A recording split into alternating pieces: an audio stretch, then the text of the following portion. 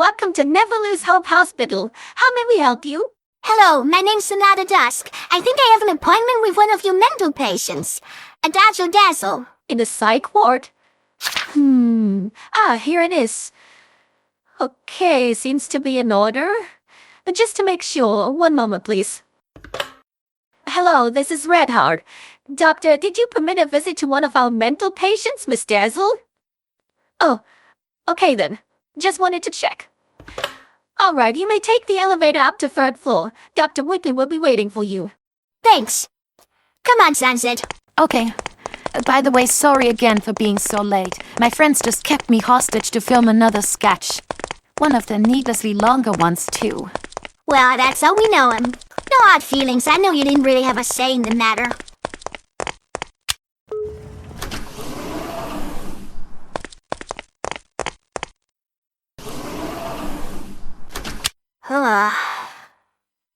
Here we go. Are you nervous? Well, I must admit, kinda, yeah. I mean, we haven't seen each other ever since that fateful day in the Shining Wingman. I tried reaching out to Adagio, but before today, she always ignored any request for a visit. I don't know how it will be seeing her again after all this time. After all that happened. It'll be fine, Sonata. This is a safe environment, and there'll surely be hospital staff present when we meet her. Everything is safe. I know, I'm not worried about any, danger or something, but rather... I don't know, what if it all goes sideways? You mean if you discover that Adagio hasn't improved at all? Maybe it's that. I don't know. I'm just nervous. Well then, better get to it then before you change your mind. Oh, greetings, young ladies. I'm Dr. Whitley, pleased to meet you. You must be Miss Dazzle's visitors, I presume? Yes, Sonata Dusk and Sunset Shimmer. Perfect. All right, follow me, please. I'll take you to her. So, excuse my indiscretion, but how would you say Adagio got on with her therapy? She made any good progress? Well, normally I wouldn't be allowed to even speak of this with you, but since you're an acquaintance of hers, I guess it's all right. I must say Miss Dazzle proved to be a very special case, not only for me, but for every single psychiatric co-worker. When you first began, she had barred herself in behind the wall of ice and wouldn't even speak to anyone for 2 entire weeks. But by now we've managed to crack her shell a little and got her to open up. I must say I've never worked with a person of her condition in that severe of a state, but I always enjoy a new challenge. Before we go in, I must ask you, are you really comfortable with this visit? I'm well aware of what happened between you two, and I don't want to push you to anything. Well, pardon the bluntness, but I think out of the two of us, it's still Adagio you should be more concerned about. If you think she's up for it, then so am I. Very well then, here we are. We've reserved a special visitors room to allow for some privacy. Don't worry, I'll be there the whole time. Thank you, Doctor. Now, are you ready? Let's go. Good day, Miss Dazzle. You've got some visitors.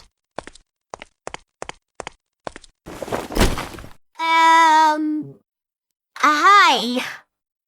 Hello. So, how are you doing? Oh, fine. Considering I'm basically a prisoner. That was a joke, Doctor. He always takes everything I say so seriously. Well, you can't really blame him for that, you know. It's basically his job to do that. I guess. Say, can I ask you something, Sonata? Yes? What the fuck is she doing here? Did you really think it would be helpful to bring this chick along? Well, no offense, Adagio, but this isn't that easy for me as well. I might be open to start anew with you, but you did shoot me. And whether I like it or not, I can't help the fact that being you with you kind of unsettles me. Well, in that case, I can ease your concerns by saying that I currently do not have a gun up my sleeve. That is true, we didn't find anything during mandatory search. Well, I mean, sure, if I really wanted to, I could have maybe asked for my old aide from my gang to visit me first and order her to buy me a new gun from that French arms dealer. Then she could deposit it somewhere on the hospital grounds and I would pick it up during my daily walking session. That came out a little wrong now. I really don't have a gun, I promise. Oh, I believe you. That plan of yours wouldn't have worked either way. As you may not have heard, that arms dealer has actually been arrested recently. I heard about it in the Shining Wingman last week. He was? So were the police able to trace that gun I used back to him? Oh no, not at all. We're not talking about some little misdemeanor like selling a gun to a young girl to help her kill someone. No, since selling guns isn't illegal in this country, that would have been no problem.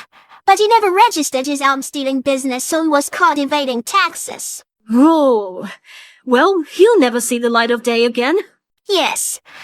But concerning you, I have a much better feeling. I find it hard to believe that this is really the first time we've seen each other since. You seem so totally different. Well, I mean, you still are yourself, but, I know. My obsession with revenge and all that has gone back by quite a bit. Not to say I've accepted yet that I was completely wrong in my actions. Let's just say these past months have helped me see a little bit clearer. Well, it certainly is a good sign that we're able to sit here and just have a light-hearted talk. Feels like forever since we did that. More like never before. When in the past would my old self have sat down with you to have a talk, you airhead? True that. And you, Shimmer?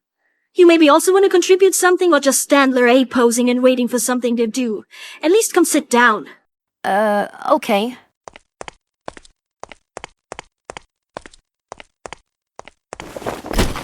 So, how are things going for you? You still doing that sketch stuff? Yeah. Actually, we're filming one right now. What? Oh, so that's what that camera is for. Wait a minute, I never consented to this? Well, Rabanus would beg to differ.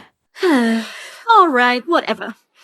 So, Sonata, how's things, with Dollars Brothel? Good, I think. Well, actually more than just good, because it's not Dollars Brothel anymore. He left it some time ago. He did? Why'd he do that? Funny coincidence, I recently ran into him in that nightclub, The Wash. He runs the bar back there, and he told me that he quit in the Shining Wingman because he felt like he was being fooled. Because every time he went home, he would ask himself why that one blue-haired hooker was being treated like she was his equal or something. But whenever he tried to bring it up to you, he mysteriously changed his mind again. Oh, so he was getting onto me and my Sirens charm. No wonder he left so quickly then. Well, I kinda feel bad now knowing that he noticed it, but I can't deny the wingman is running way better under my watch. I'm glad he's found a way to move on and find a new job. Holy shit, Sonata, I never thought it in you. You can be a real manipulative bitch sometimes. I'm impressed. Really? You must have known that by now. I mean, during your gang war, I played both you and Aria like a fiddle. Excuse me, but we're in the middle of a visitor meeting. This is private. Please wait outside. No, hold on, Doctor. Aria. Aria? Whoa, it really is you. What are you doing here? What are you doing here, Sonata? Nah, so that's why I couldn't reach you in the Shining Wingman. You tried to reach me? For what? I don't know. Why didn't you text me that you were gonna visit Adagio today? Well, I figured you wouldn't care that much about it. Or would you? Is that why you're here? Nah. Fuck, man. You see, that's why I wanted to make sure I came here alone, and now I've run into you. Fucking hell. Why did you want to come here alone? Well, just because, okay? There wasn't a real reason. Oh my god, Aria. You're embarrassed by this, aren't you? You didn't want us to know that you also care for Adagio. Oh, fuck off. That's bullshit. Baka. I'm just here to... Okay, maybe I am here for that. Happy now? Oh, come on, Aria, no need to lie about it. I know why you're actually here. You've come to bask in the fact that you've won our gang war and that I'm now trapped in here, haven't you? Yeah. Yeah, that's exactly the reason why I'm here. Ah, well, that figures. I just know you too well, Aria. You are and will always be a bitch. And you a retard. Psycho, if you please. There's a very distinct difference. Okay, I'm kind of unsure what to make of you two. Are you in good terms or not? Well, the fact alone that one of us is not a floor bleeding right now is proof enough that we are at least not as mortal of enemies as we used to be. Yeah, but me and Aria are the same when it comes to that. We're just not so good with all that showing sincere emotion stuff. We're both too proud for that. True. But maybe I can at least say I'm, happy that things are looking up for you. Huh? Look, you don't need to force out some artificial sympathy just because you feel you have to, okay? I don't need your pity. That's totally unnecessary. But it is true. Do you want to know why I accepted that truce meeting in the Shining Wingman, which was clearly just a trap? When at the end of the day, despite everything that had happened, I still wanted to believe that we could have made peace. That's because deep down, I guess I kind of still care about you. Maybe I even like you. And I'm, glad everything turned out okay. You like me? You mean you seriously still like me? Like, really like me? Well, I guess I do. That's... I don't know what to say except... Aria, you faggot. What the hell? Sorry, I just couldn't resist. But in all honesty, I suppose I also feel kind of... I don't know, like, similar or something. You do? Well, in that case... Adagio, you dyke. Okay, this is really weird with you two just constantly teasing each other. I mean, when my friends are doing it, I know it's just because that's who they are and we're still friends, but you? I can't really tell. No, I think it's alright, actually. Aria's right. If there was something off between them, they wouldn't be joking around like that. So, how are the Crystal Hearts doing? Oh, them. Yeah, well, they've disbanded. Pardon? Yes, after we had won that turf war, Samra quickly realized that without an enemy, this whole gang stuff rapidly started losing its appeal. On top of that, her father had finished that Crystal Heart project he was working on and was free to take some more time again for his daughter. Since his neglect was part of the reason she even made the street gang, she just one day declared her departure and turned her back on the Hearts. So that you then take them over? At first, yes. But, well, it kinda wasn't really my thing. What do you mean by that? I don't want to say that in front of Adagio. Why not? Come on, it's alright. We're all friends here. Okay. I came to realize that I'm not digging the role of the leader quite as much as I thought I would. I was actually more satisfied when I was Samra's right-hand girl. I knew it! Oh, well, that explains why the Crystal Hearts disbanded. Yeah, after I had left them as well, the rest of our members gradually started leaving the gang too and returning home. Besides that whole leadership thing, there was also the fact that sooner or later, Robotis was gonna remember that Candidate City also has a police department. And I rather didn't want to deal with that trouble. Okay, and what are you doing now? I might as well be asking all of you that. What do you girls do for a living? Well, I for one still run the Shining Wingman and make tons of money. By the way, I just gotta mention it again, how crazy it is that Sonata went from first being a hooker in a brothel to then becoming its owner. All because of some fucking siren sex magic bullshit. Bet that's not on the wiki. Tell me about it. And Aria, what is it you do? Well, after the gang disbanded, I was at first a little unsure. I was wondering, what even are my big talents? Singing was out of the question. I was pretty good at hurting people, both physically and emotionally, but that's not what I wanted to be doing anymore. I wanted to branch out from violence and find a more legal path. Do something a little more down to earth. Which brings us to my third talent. I'm good at being second in command. Therefore, I'm now a freelancing personal assistant. Meaning I offer my services to anyone who needs someone to do stuff for them. It might not be all too glamorous, but I like it. Aha, okay. And Adagio? What's it look like I'm doing? I of course have formed a startup company for shipping mining tools across the ocean. I own a dock at the harbor and a personal delivery vessel. I think she meant your therapy, Adagio. Oh. Well, there's not really that much to talk about. Most days I'm busy with various mandatory activities like group meetings, anti-aggression training, trauma therapy, all that stuff. And even though it's a bit of a cliché, I've also begun to write my autobiography.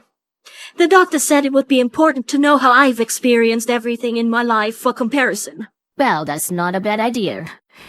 You are aware, Dr. Wheatley, that she actually is a siren from another world who was sent there by a wizard.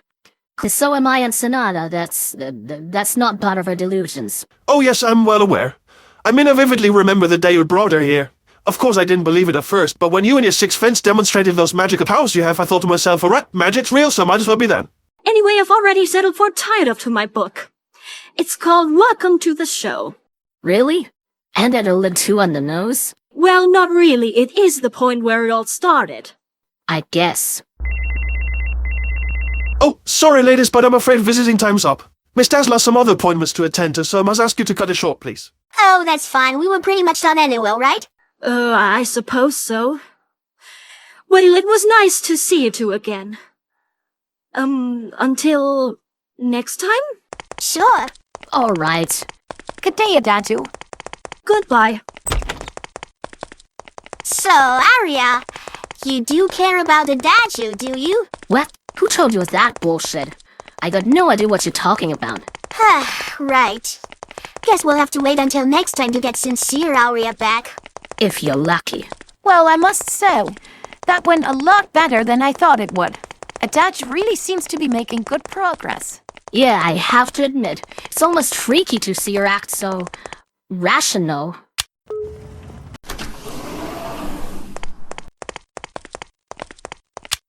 But you know what I find most impressive about this visit? Apart from that one faggot joke, Robot has really managed to pull off this episode without ruining the series' tone and making it ridiculous. I must say, I had my doubt he would be able to treat this emotional meeting with appropriate respect. Well, this sideward setting just did demand a little more sensitivity than your usual sketch. I mean, what kind of jokes could Robotas even have made yet it went and across some kind of line? Can't think of any. Which wouldn't have stopped him if he'd wanted it. Then he'd probably have put in scenes like a guy who's banging on the floor with a bedpan while screaming at the top of his lungs. Or like some quirky autism dude who keeps harassing us about some overly specific topic like trains or something and doesn't realize we're not interested because he can't pick up social cues. 'Cause that's relatable. Wow. Thank God that today apparently someone other than Robotas was responsible for writing this plot. Who knows? We're not out of the hospital yet. There's plenty of time for him to open the elevator door and have a madman scream at us. Not if I can help it. This little trick I learned from Applejack. Neat. I mean racist. But neat.